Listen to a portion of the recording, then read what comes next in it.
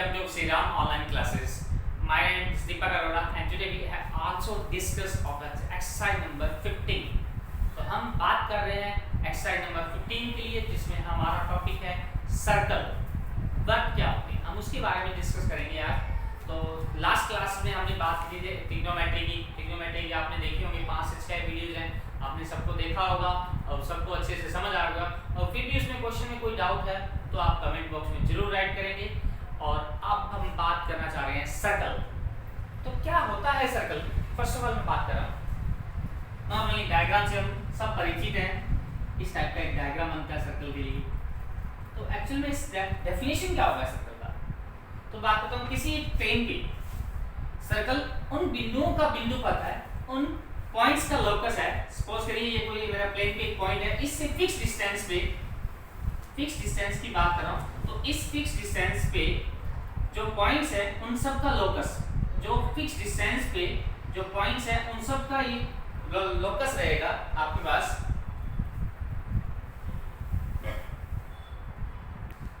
उन fix point से एक सर्कल पे, सर्कल का मीन एक फिक्स पॉइंट से जो आपके फिक्स डिस्टेंस पे पॉइंट्स है उन सब का ये लोकस रहेगा।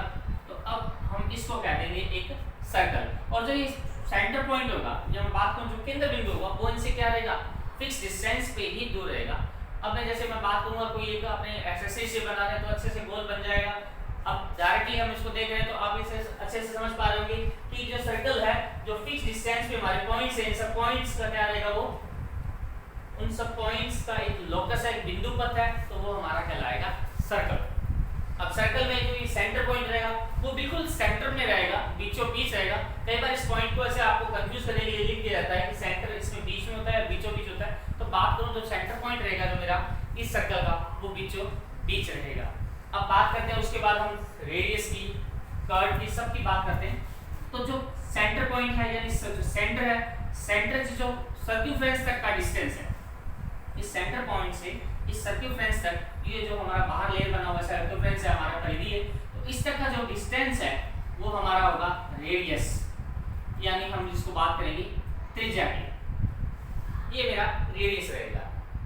अब रेडियस एक सर्कल में कितना भी ड्रॉ कर दूं, फॉर एग्जांपल मैं first, second, third, fourth, fifth. अभी हमने थोड़ा देर पहले बात की कि सेंटर पॉइंट से फिक्स डिस्टेंस पे जो नियत दूरी पे जो पॉइंट्स होंगे उन सब का क्या है, लोकस है। तो इसका मतलब होगा इस पॉइंट से ये जो डिस्टेंस है, फॉर एग्जांपल ए पॉइंट का, बी पॉइंट का, सी पॉइंट का, डी पॉइंट का, और ये जो ओ पॉइंट से मैंने इस बात की टी पॉइंट की, तो ये सब पॉइंट्स की बात की तो यानी O A distance, O B distance, O C distance, O D distance, ये जो सारी की सारी डिस्टेंस है, और टी के लिए मैं बात करूं तो ये सारी की सारी डिस्टेंस इक्वल होंगी। तो यानी एक सेंटर पॉइंट से सर्कमफ्रेंस तक का डिस्टेंस मेरा त्रिज्या कहलाएगा, त्रिज्या ही। और एक सर्कल की सभी जो रेडियस है, सभी त्रिज्याएं हैं वो इक्वल होती हैं, बराबर होती हैं। और मैं बात कर रहा हूं वो सभी की सभी बराबर होती है। अब उसके बाद बात कर रहे हैं हम इस सर्कल के लिए कि अब एक सर्कल को सपोज करिए एक लाइन इस तरह से इंटरसेक्ट करती हुई जा रही है, इसको कट करती हुई जा रही है। इस तरह से एक सर्कल को एक लाइन इस तरह से इंटरसेक्ट करती हुई जा रही है, इसको कट करती हुई जा रही है।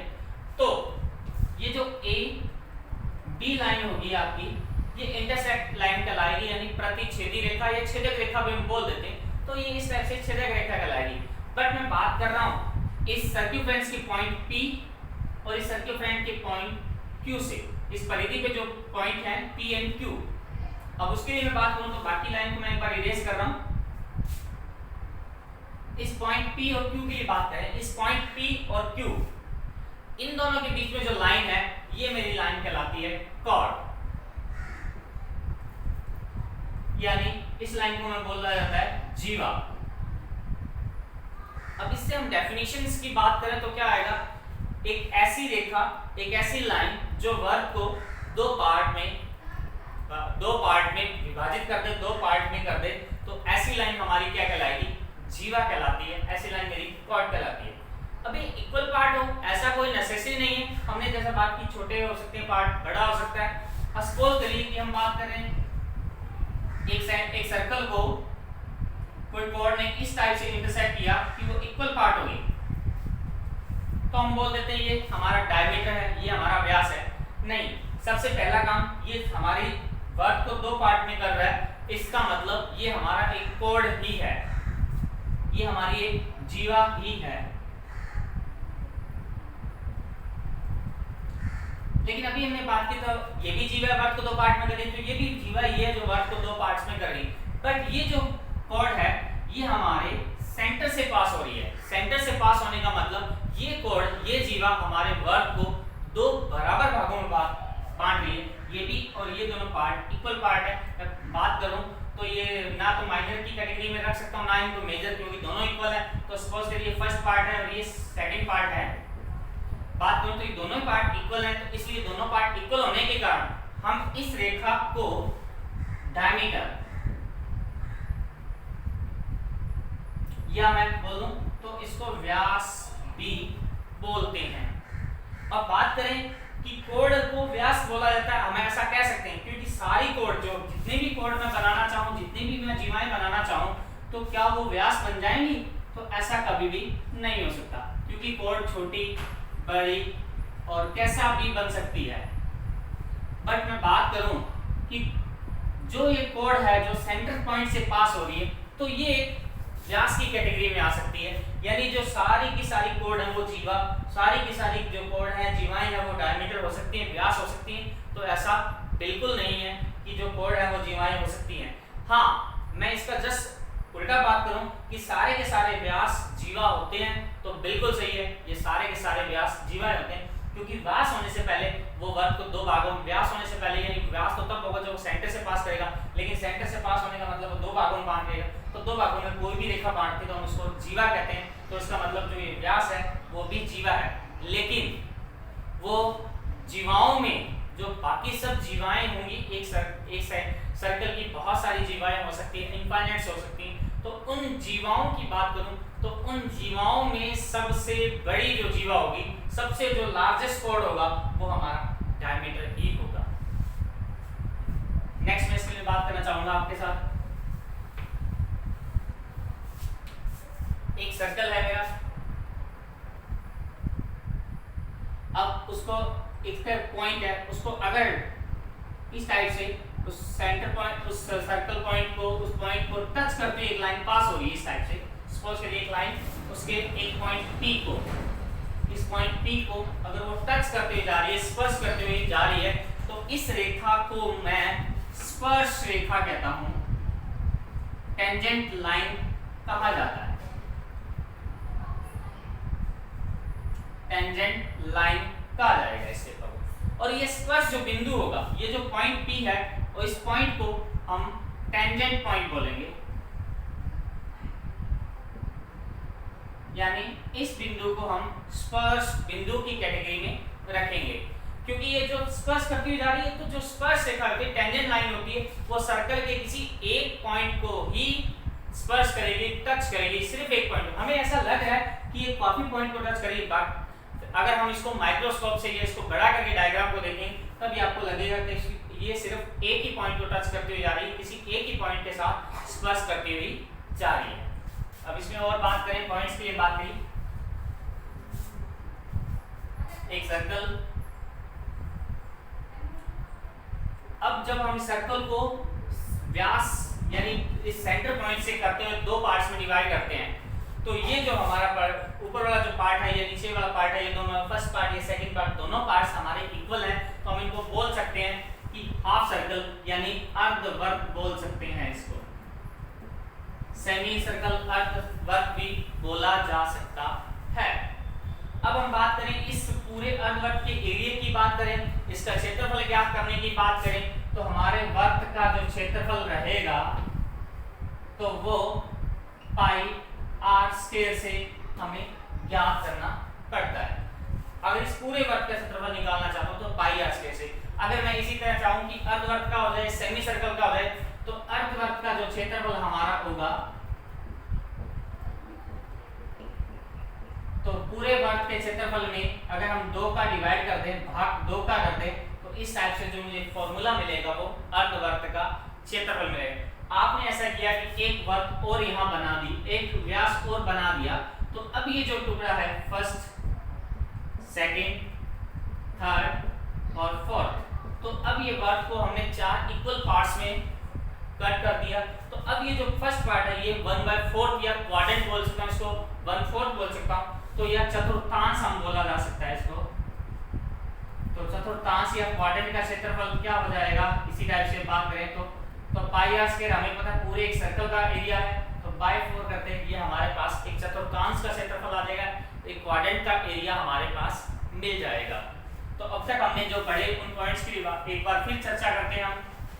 तो सबसे पहले हमने बात की वर्क, वर्क क्या होता है, उसके बाद हमने बात की त्रिज्या, त्रिज्या क्या होती है, और एक पॉइंट हमने की बात की थी इसके केंद्र बिंदु की, तो केंद्र बिंदु क्या होता है, और उसके बाद हमने बात की जीवा की, जीवा क्या होती है, उसके बाद हमने बात की इसके वर्क के लिए व्यास की, तो व्यास क्या होते हैं, जो बड़ी सबसे जीवा होती है वो हमारा व्यास होता है। उसके बाद हमने बात की इसकी छेदक रेखा की, यानी जो प्रतिच्छेद करती जाती है, तो उसकी छेदक रेखा की भी हमने बात की, इसकी इंटरसेक्ट लाइन की भी बात की। नेक्स्ट हमने बात की टेंजेंट लाइन की, यानी स्पर्श रेखा की भी हमने बात की। और फिर नेक्स्ट हमने बात की अब एरिया की, वर्क का क्षेत्रफल। अब क्षेत्रफल में हम अर्धवर्ग का क्षेत्रफल, पूरे वर्ग का क्षेत्रफल, 1/4 यानी क्वाड्रेंट का क्षेत्रफल। अब हम बात कर लेते हैं ये जो हमारा सर्क्यूफ्रेंस है, ये जो हमारी परिधि है, ये जो हमारी परिधि बनी हुई है, अब उसकी बात करें तो हमारी परिधि रहती है इस क्षेत्र के लिए 2 पाई r। अगर हम इस वर्ग की परिधि की बात करें, ये जो बार बाउंड्री बनी हुई है, परिधि यानी एक पूरा राउंड, परिधि मतलब परिमाप यानी एक पूरा माप, या बोल सकते हैं हम एक पॉइंट से स्टार्ट हो रहे हैं, सपोज करिए मैं यहाँ एक पॉइंट से अगर स्टार्ट करना चाह रहा हूँ, तो ये जो वापस घूमकर एक राउंड लगाकर हम एक पॉइंट पे वापस पहुँचते हैं, तो ये पूरा एक परिमाप होता है, पूरे सर्कल होता है, पूरा एक राउंड होता है, अब उसको बोला जाता है परिधि।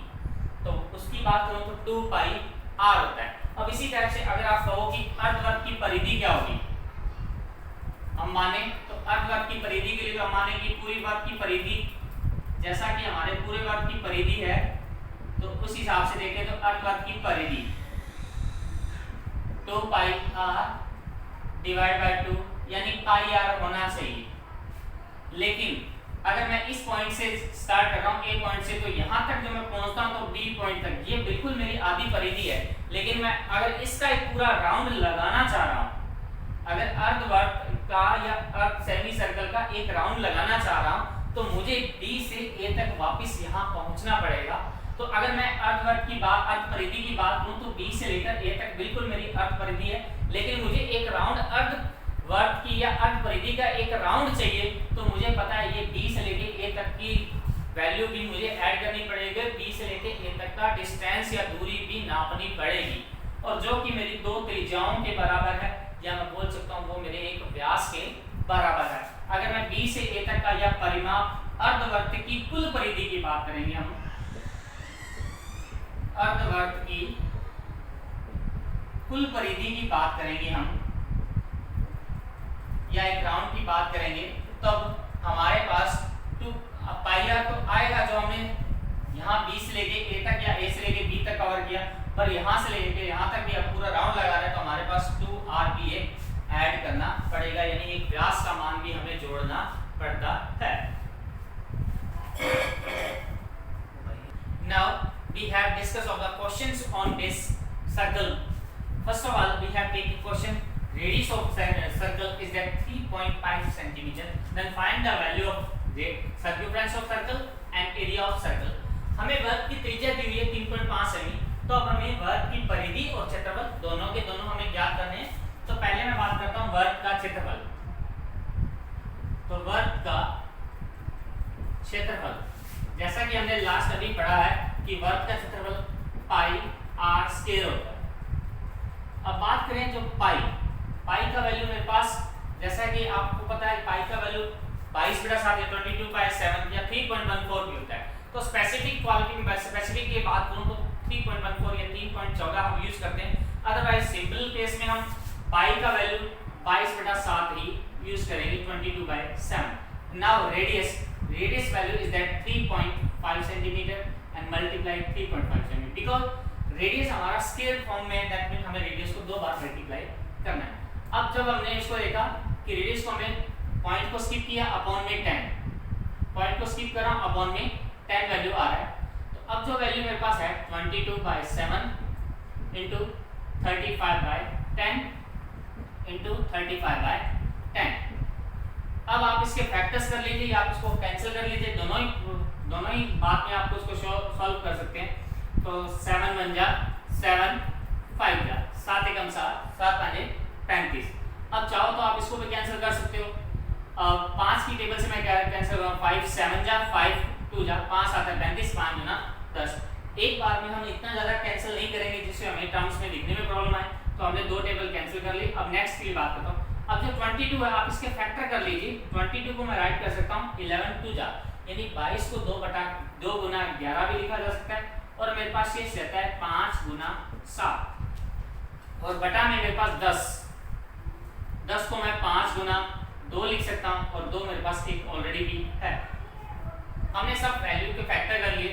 अब देखिए डायरेक्ट 2 से 2 कैंसिल हो रहा है, 5 से 5 कैंसिल हो रहा है। अब जो टर्म्स रह गया मेरे पास 11 इंटू 7 बाय 2।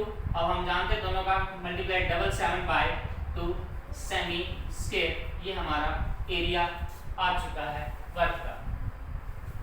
नेक्स्ट हम बात करें वर्क की परिधि।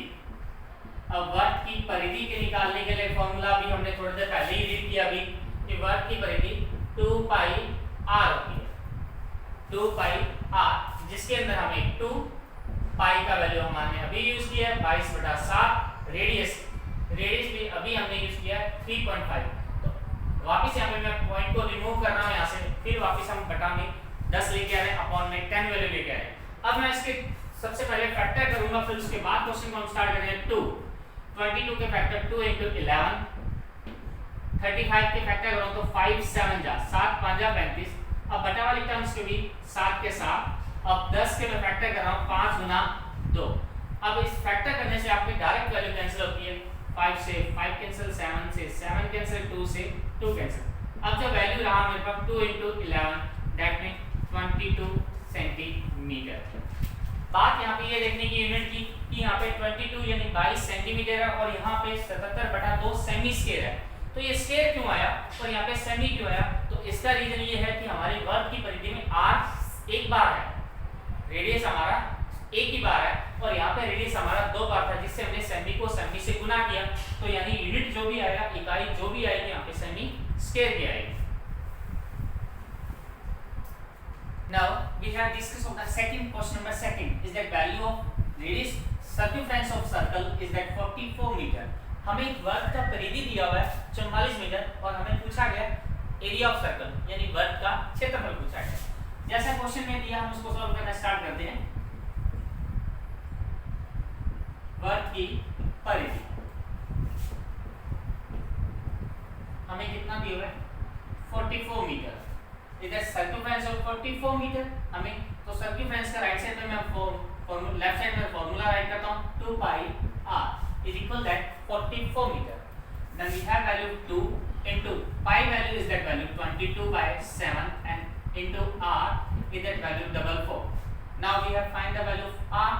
तो r के लिए हमें 7 का मल्टीप्लाई कर रहा हूं 44 into 7 by 2 into 22 is that value r। अब r का वैल्यू फाइंड कर रहा हूं, तो अब 44 का या फैक्टर कर लीजिए, आप डायरेक्ट मल्टीप्लाई कर दीजिए।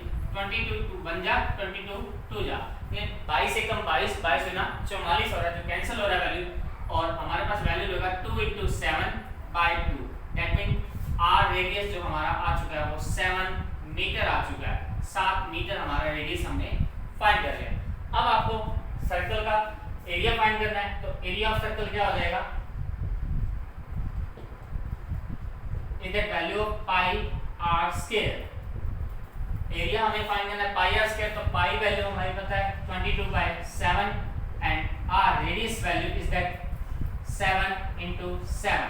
7 मल्टीप्लाई कैंसिल हुआ 7 हमारा, तो 7 22 into 7 is that value of 154 metre square. ये हमारे पास हमारा एरिया आ चुका है। तो इस टाइप के जितने भी क्वेश्चन है आप इनको ट्राई करेंगे और इनको सॉल्व करने का ट्राई करेंगे। Thanks a lot for watching my video, और प्लीज आप इस वीडियो को लाइक करें और ज़्यादा से ज़्यादा शेयर करें, जो अपने फ्रेंड्स हैं उनके पास पहुंचे और वो अपनी प्रिपरेशन को कंप्लीट कर सकें। Thank you very much.